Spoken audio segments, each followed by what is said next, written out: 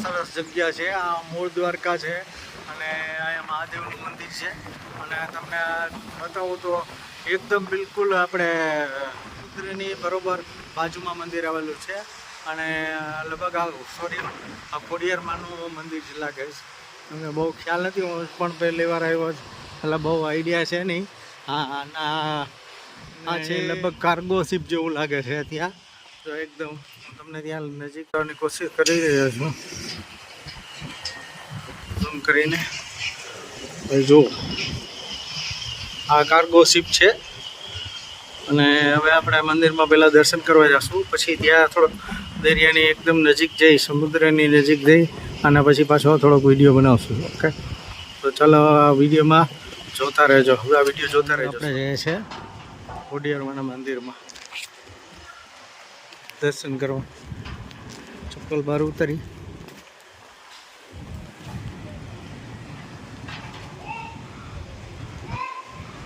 ખોડિયારમાંનું મંદિર છે.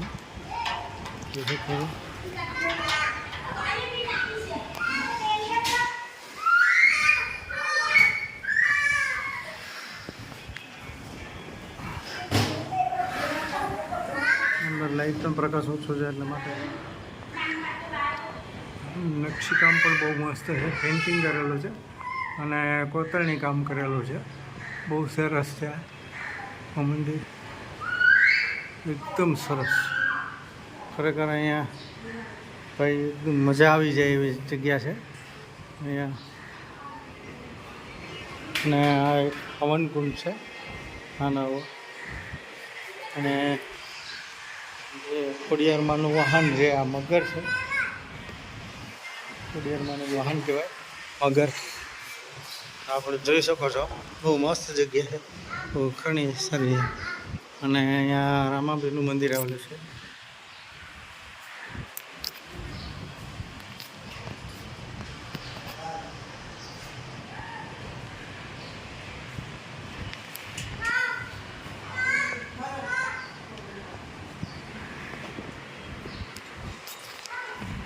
બહુ જ સારી જગ્યા છે અને બિલકુલ દરિયાની નજીક જ છે. તો આપ જોઈ શકો છો. બાકી અહીંયા બે સમાધિ છે, બહુ ખ્યાલ નથી. નાના મંદિર જેવું છે. હોલિડેમાં આવવું હોય તો અહીંયા આવી શકાય. બહુ સરસ છે જગ્યા, એકદમ ખૂબસૂરત જગ્યા છે.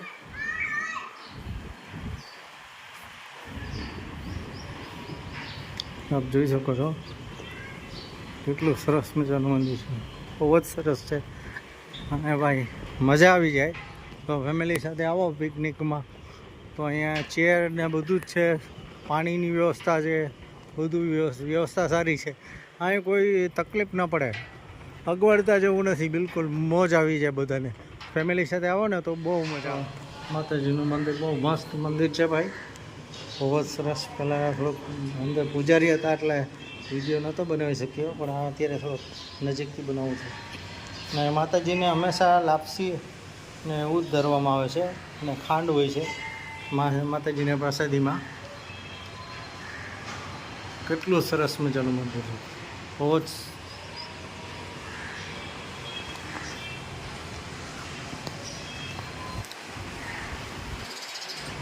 અહીંયા પણ એક બાજુમાં નાનું મંદિર છે. હવે ત્યાં પણ આપણે જઈએ.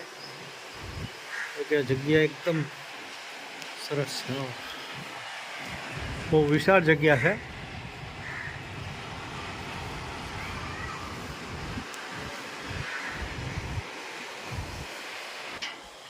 જો આપણે આ મંદિરમાં જઈએ છીએ, હરસિદ્ધિ માનું મંદિર છે. ઓ ભાઈ, આ હરસિદ્ધિ માતાજીનું મંદિર છે. હવે ત્યાં આપણે અંદર ખોડિયારમાંના મંદિરની એકદમ બાજુમાં જ છે, એટલે એક જ દિવાલ કહો તો ચાલે.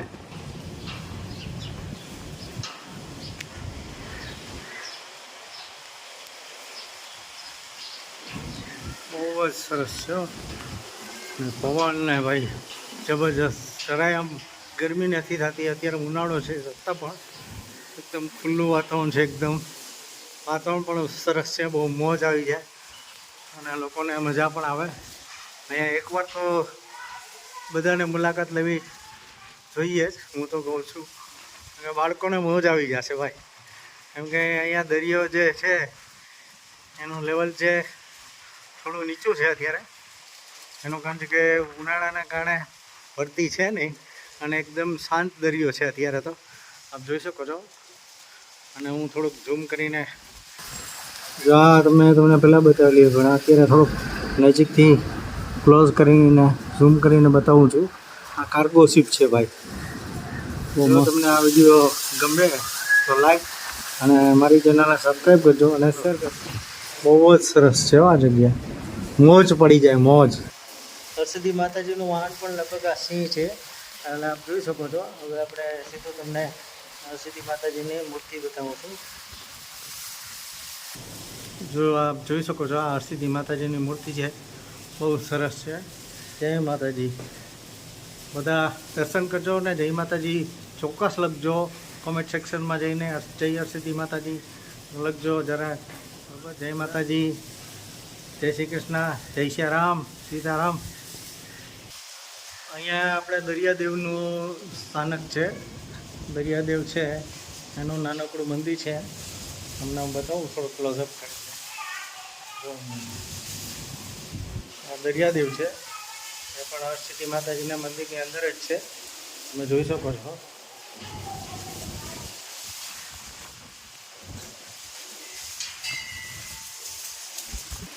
અને આ હિંડોરાવાળી માં છે એનું મંદિર છે. અહીંયા નાનકડું એનું પણ મંદિર છે. એમાં પણ તમને ક્લોઝઅપ વિડીયો બનાવવાની કોશિશ કરું છું. જોઈ શકો છો કેટલું સરસ. જુઓ આ માતાજી.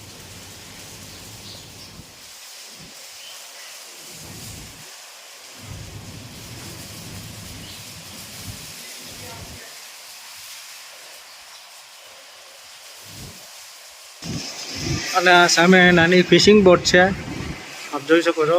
બધાને મોજ પડી જાય ભાઈ. અહીંયા કેટલું સરસ મંદિર છે, વિશાળ જગ્યા છે.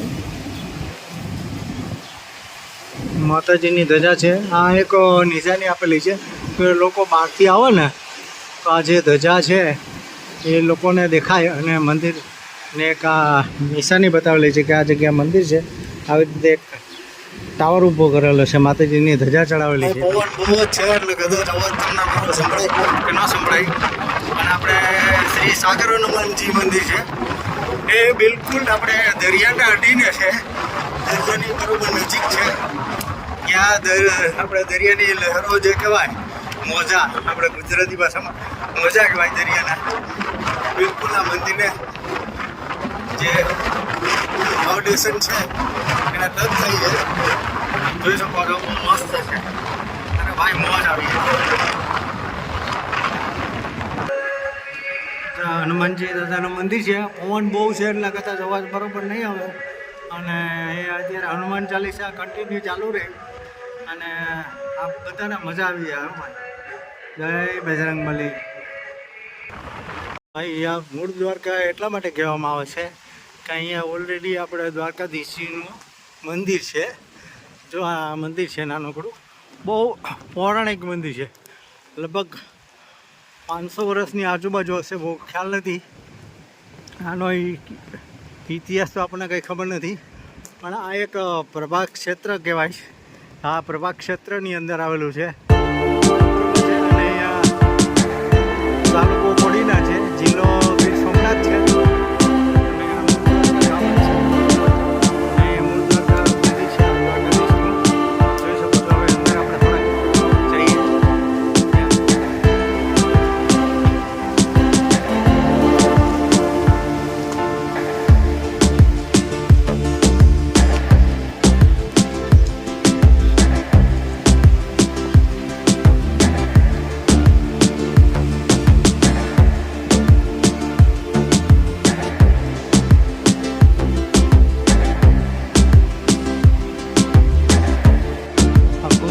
મહાદેવનું મંદિર છે,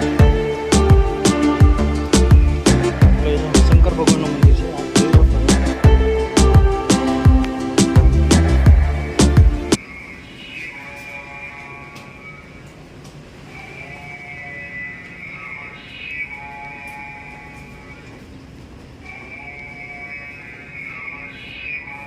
કુશેશ્વર મહાદેવ છે એનું મંદિર છે.